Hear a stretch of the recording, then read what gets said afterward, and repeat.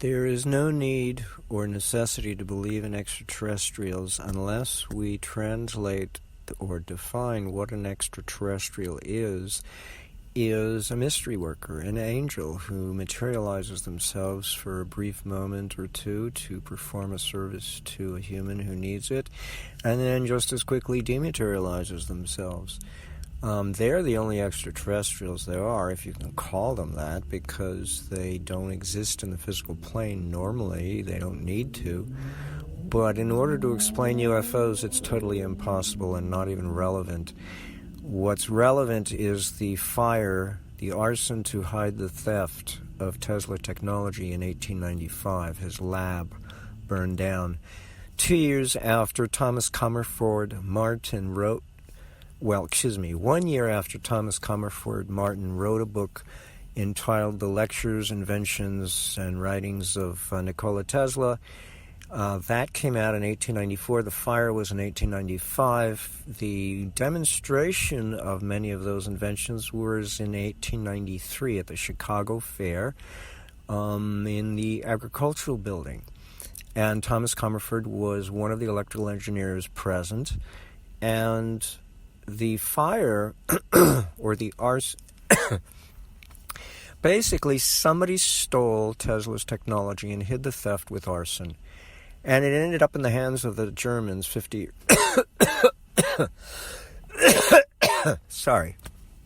years later. And they didn't know what to do with a lot of it. So they sent Werner von Braun over to New Mexico to chat with Tesla between the years of 36 and 38, and he trained them as best he could, because nobody really listened to Tesla until word got back from the front of all this weird stuff happening. And then our government took Tesla seriously and waited on the floor of his hotel for him to die because they didn't want anybody else to get a hold of his papers. But no, up to that point, nobody took him seriously. They thought it was a crackpot. World War I, he boasted, he sent letters to government in Washington, hey, come on, we can be invincible, and no one need attack us and get away with it. And nobody believed him. Nobody listened to him at all. But Operation Paperclip was designed to bring over the Nazi scientists and the technology that they possessed, much of which was taken from Tesla. When Rommel was looking for oil in the Libyan desert, that was his cover story. He was testing the neutron bomb. The Hindenburg disaster was a bunch of PR. It was a setup to make it look like dirigibles was a waste of time, when in reality the Nazi Germans were converting them over to transport vehicles because they were very big. You can fit tanks inside of them, whole divisions of the army, and neutralize inertia, and then it doesn't matter how much weight you stuff in there, because the weight won't matter anymore, and then you can quickly and easily move your troops around the planet in a twinkling of the eye. Patton saw all of these assembly lines of new technologies that were about to be put in the field. Had we waited 3 weeks to storm the beaches of Normandy, the outcome would have been totally different. But as it turned out, as luck went in our favor, all of this latest technology did not get deployed in time to make the war effort much more difficult than it actually was. It was bad enough as it was. So the Nazis had anti-gravity craft. Unfortunately, the electrostatic field that they create self-detonated the artillery they put on board, and so they had to develop the so-called Star Wars technology, and that took them time. And they didn't have it deployed in time for the war efforts, so they lost that front. They did install Tesla's special generator, which Thomas Comerford Martin devotes the last entry, the last chapter of his book, to Tesla's special generator, and it made it possible to recharge the batteries of an electro U-boat without having to surface to do it. Normally they'd have to surface, run their diesel-fired generators, but come under attack.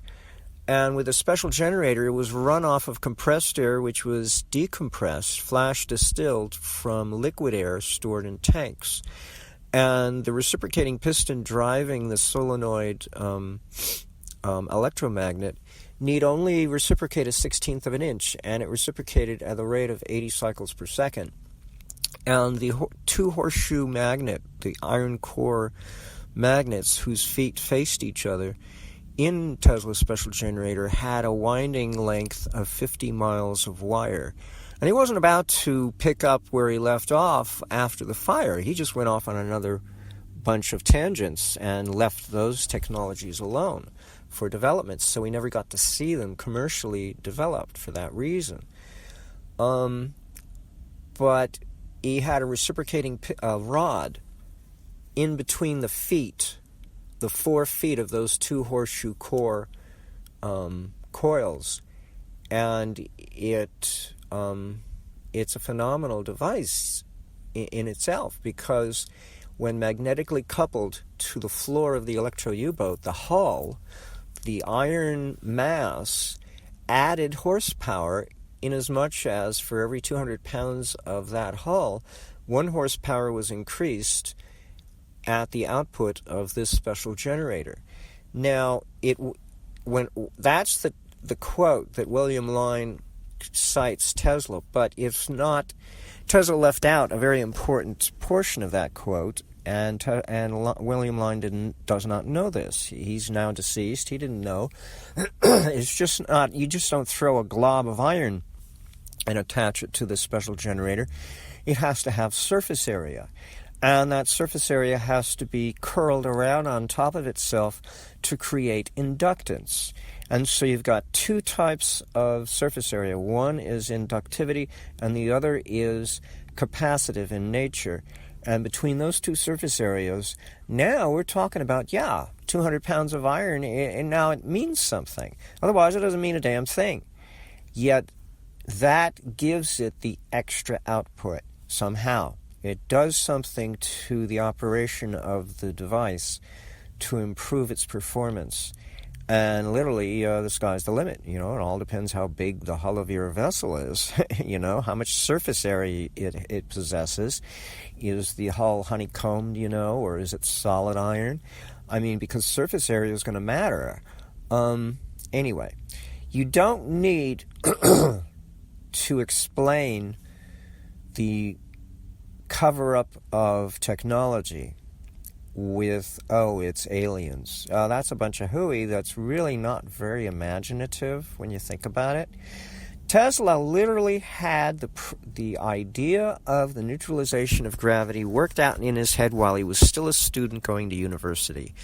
By 1894, he had a working model, and he would take little trips out of his lab.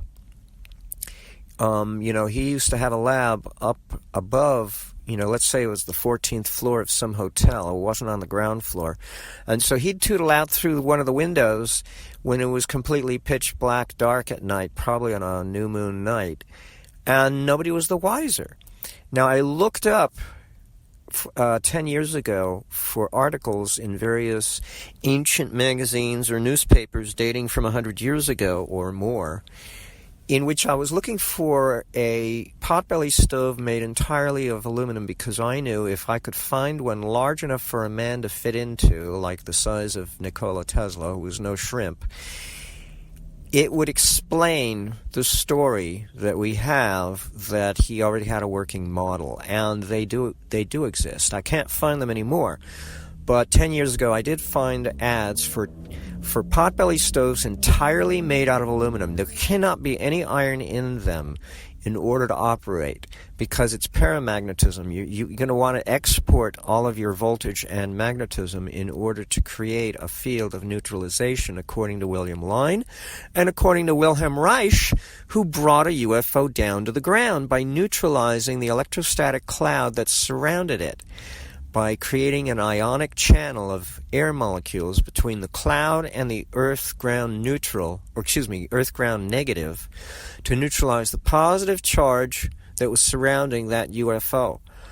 And he brought it down to the ground. He immediately ran to the scene thinking, I'm a doctor, I got to heal and save lives. It turns out the Army showed up at the same time, arrested him, put him in jail on what charge? I don't know. It was a it was a felony charge that they indicted him with. And just before he was about to be released from his prison term, a prison inmate kills him. And immediately after they imprisoned him, they burned all his books in America. We literally had a book burning of all of Wilhelm Reich's books that were out there in publication. They just disappeared. It was imperative that post-war United States of America not hear about UFOs and understand that it's our technology. It's not alien to this planet. It's ours. Nikola came up with it. Now, there is a patent from 2018 assigned to the U.S. Navy, and it describes at microwave frequencies the rotation. You take a rotating magnetic field and you reciprocate it. You oscillate it on its spin axis. And this could easily be accomplished with a homopolar generator of sandwich disks that are rotating without the help of a coil, creating a rotating magnetic field, and then you just oscillate it along its spin axis at a very high frequency, and you create, if you put a pencil tip, imaginary pencil tip in your mind, and attach it to the edge of that homopolar sandwiching of disks, as they spin and reciprocatingly oscillate along its spin axis, you will find yourself drawing a helical path, a sine wave that oscillates along its spin axis, creating the AC sine wave that William Line describes has to be projected out in front of the craft or above the craft to neutralize inertia, and then you create a DC path on the opposite side to neutralize the AC path that you've created, because now your craft has moved into the AC path, causing it to no longer be in its old position, and so you need a DC path behind you to neutralize that AC path that used to be out in front, and now it's behind you because you've moved into what used to be the front of the craft or above the craft if you're trying to move upwards. So we know the patent describes one way of describing the technology. The William Line describes the other, and Wilhelm Reich exhibits or gives us evidence for something very important. When you're dealing with anti-gravity created by, or the neutralization of inertia for that matter, created by an electromagnetic field, you need an electrostatic field, a very powerful one, to substitute for the coils that you're not going to have in your environment to hold on to this electromagnetic field. Normally we have motor coils do that for us. We have to raise them to a certain operating voltage and before we can operate the electric motor of our electric car. But for a UFO technology, you have to substitute an electrostatic field in place of the coils that you don't get to use.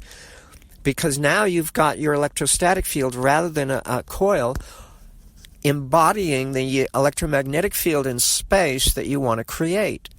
And all Wilhelm Reich had to do was create an ionizing channel of air molecules between the Earth, negative, and the positive cloud to drain out that cloud. Because if you know anything about lightning, before lightning strikes, the pathway it's going to take is an ionized channel or branch network of ionized molecules of air.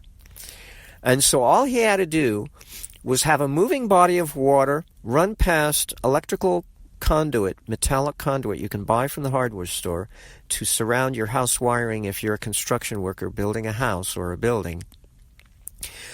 And that dips into a moving body of water because you want to slowly move the ions of charged air molecules out of that cloud and neutralize them. And so you have to have a moving body of water take the charged ions away from the back end of your device and give you fresh molecules of water with which to charge with your new charge as you slowly decharge the cloud surrounding the UFO. And so you've got the earth, the bare earth, and on top of that, the moving body of water. And then immersed in that moving body of water, you have one end of your metallic electrical conduit. I think it's usually made of aluminum. The other end of that conduit is connected to the back end of your pipes, and the front end is pointed at the cloud. Now, clouds, in order to form in the first place, especially by a UFO, is going to be positively charged voltage of the cloud. And you have to have a minimum humidity of 70% humidity. This is the conditions for chemtrail spraying.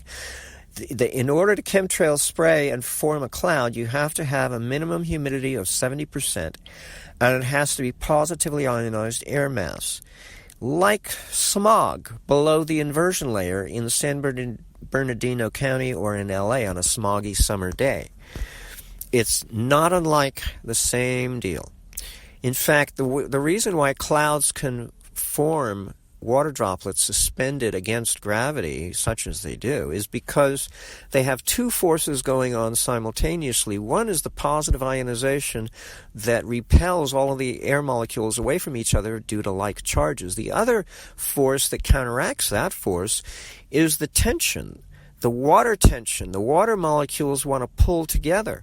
Meanwhile, they're busy being pulled apart by the positive ionization in the cloud. And so you get this point of in between the two extremes in which the water droplets remain apart from each other just enough to form the cloud and not be allowed to come together unless the cloud reaches ground level. For instance, if it should reach a hill or a mountain, and it has the negative charge of the earth neutralizing the positive charge of the cloud, and you get rain right there at the mountain where it meets with the cloud, not somewhere else necessarily. So when meteorologists want to explain weather formations, they usually talk about humidity and air mass movements. But there's always electricity involved one way or another. And Charles Chandler did this when he explained tornado mechanics. He used an electrical model to do it. But all meteorological events can be explained electrically. And UFOs are no different because they literally are doing what clouds can do. They defy gravity despite their weight. And they do so artificially, and they not only defy gravity, they neutralize inertia. And all of this can be explained electrically. That's why Tesla invented it. That's why it was stolen from him by someone who then passed it to the Germans, unless they're the ones who stole it. And then we acquired it under Operation Paperclip, along with a bunch of Nazi scientists that Truman did not want to enter this country. They did anyway, along with Werner von Braun. And we got all that technology that the Germans had used against us. Now we got it. But we got it sequestered under wraps, proprietary property rights of the U.S. Navy or Department of Defense, call it what you will. It's private property at this point. And so to say it's government cover-up is an understatement because, just to give you an example, Gabriel Cron boasted, pick any 2 points in a circuit, any circuit, pick 2 points in that circuit, and tell him, do you want energy to appear or do you want it to disappear and how much? And he'll do that. His knowledge was so vast, so simple, and so elegant that he could do that. He could pick any 2 nodes in any circuit and make energy seemingly disappear or appear. And yet, all of his knowledge was proprietary knowledge. It was owned by the company that he worked for. So you don't have to look at government cover-up. Yet, by the same token, you can listen to President Eisenhower's farewell address, in which he says, beware of the military-industrial complex. And so whether or not you call it government cover-up or whether or not you call it proprietary private property, is anathema at this point because there's no distinction. It's a cartel. And when you have a cartel between commerce and government, you have fascism. But to call our government a reincarnation of the Nazi government would not be a vast understatement, because our form of government is so flexible you can plug any other form of government into it to make it operational. And this is what Gorbachev commented to Ronald Reagan. Hell, you free enterprisists do a better job than we do. Why? Because you can plug communism into our system of government and it works, and we have it. We have the purchasing of property left and right. Amtrak. Anybody remember Amtrak? Used to be a private company. Now it's owned by our United States government. Why? Because it's big enough and important enough. When it went belly up and bankrupt, our government purchased it.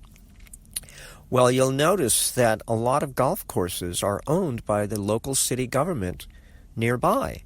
Raging Waters, a theme park out in San Dimas in California in San Bernardino County, is owned by the County Parks and Recreation Department. When you enter Raging Waters, you have a sign across your entrance. You are entering county property, and thus there are certain rules you have to follow that are county regulated by county codes and regulations. You can't just do as you please, because it's not a private enterprise. Raging Waters is sitting in and on county property owned by the county of San Bernardino. And there are a lot of private establishments that are like that, and all the money gets buried in investment pools. And the dividends from the operation of those commercial entities never sees the light of day. It just gets recycled back into the investment pool. And this is a nice way to suck fiat currency out of circulation to prevent hyperinflation, because the Federal Reserve is printing money like crazy, or asking the U.S. Mint to do it for it on its behalf. But it's only 2%. The other 98% is created by banks in the Federal Reserve System. So that's a whole other story. But you see, there's communism happening in front of our faces. Not to mention the socialism of FDR, the New Deal. I mean, it's just our form of government is so lucky, I guess you could say, that it's so flexible and open-ended. You can plug anything in. Fascism, you name it, it's already there in front of our face, and we don't even give credit where credit is due. So that's my take so far on that, listening to that recording, episode number 108, because of the advertisements surrounding that channel having to do with UFOs and extraterrestrials, a bunch of hogwash. You know, Roswell, New Mexico is an embarrassment to the United States military intelligence, because a bunch of crackpots out on some army base in Roswell, New Mexico, decided they were going to pull a stunt. And they literally used rhesus monkeys, I believe it was, in little outfits, and called them aliens, and threw garbage out in the middle of the desert and called it a crash. And the Pentagon was so totally embarrassed, because they don't allow things like that to happen. When they want a UFO event to be cited, they get script writers from Hollywood, professionals, to write a script, just for starters. And they don't stop there. They set up the opposite camp of non-believers, so that there's a controversy between the two camps. I mean, they've got ridiculous stuff going on, abductions and crop circles and cattle mutilations, you name it, they do it, because God forbid we should realize that it's our technology, originally Nikola Tesla.